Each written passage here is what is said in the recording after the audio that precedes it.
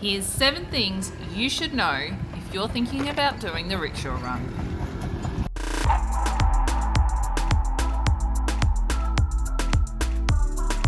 If you're going to do the Rickshaw Run, I highly recommend you wait to book your accommodation until they tell you where the launch site is. You've paid for your rickshaw, you've booked your flights, so naturally you want to book your accommodation. But if you book too far away, it's going to be a lot of extra travel for you to go to the launch parties, the test drive days, and then eventually the launch day. So wait till they announce it, because the parties are generally not far from the rickshaw holding area.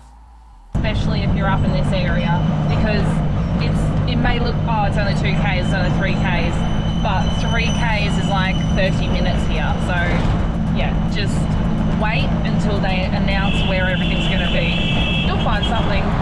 Number 2, don't plan. They say it, but you probably won't listen. We only half listened. We thought we could at least plan the first day. We didn't get where we planned to be, and with breakdowns and selfie stops, the first few days is where you will learn how far you can make it each day. So our plans were usually made the night before and then revised again halfway through the day. Learn the road rules. Cows are first priority always, and you, as a little rickshaw, are very low on that list.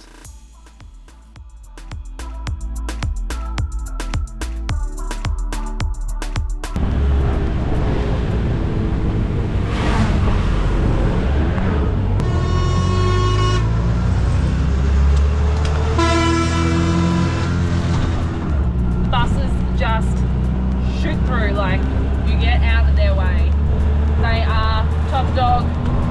No, actually the second in the pyramid, that is Who's on the top? cows. Oh yeah.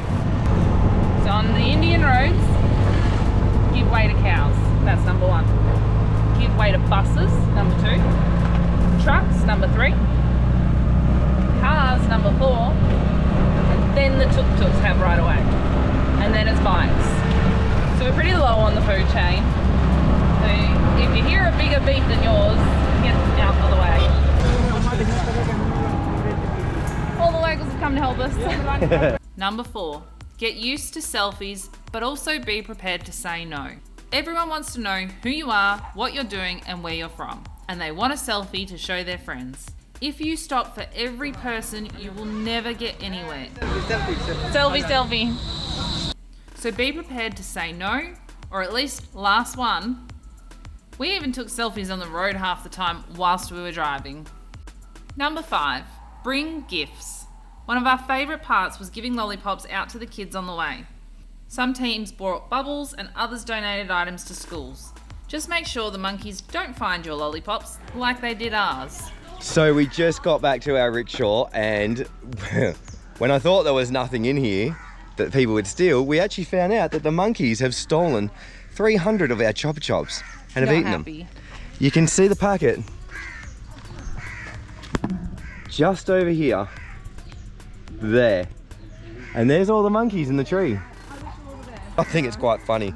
And now all the monkeys are going to be jumping through the trees on a big sugar high, so. Number 6, push more some days to push less other days. Scott and I will have been driving for 12 hours. Wow. If there's something you really want to see and not much that interests you on the way there, do a big day of non-stop driving. We didn't really stop much today. We stopped for brunch and then that was about it. So that you can spend less time on the road and more time seeing the sights you want to see.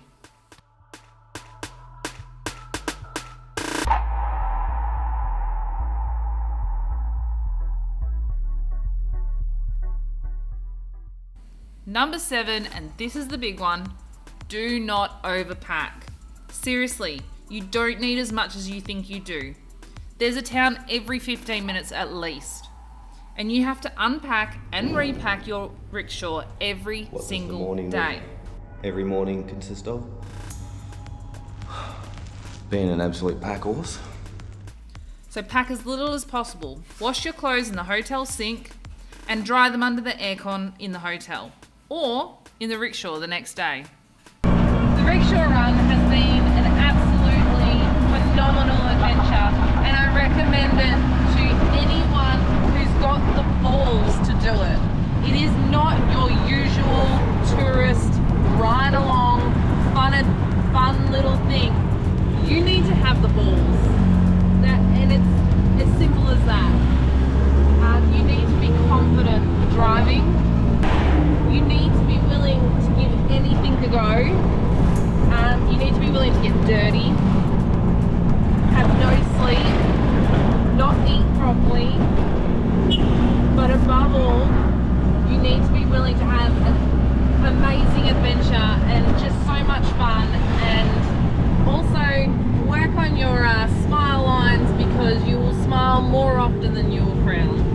If you're thinking of doing the Rickshaw Run, you can check out our full series on this playlist right here.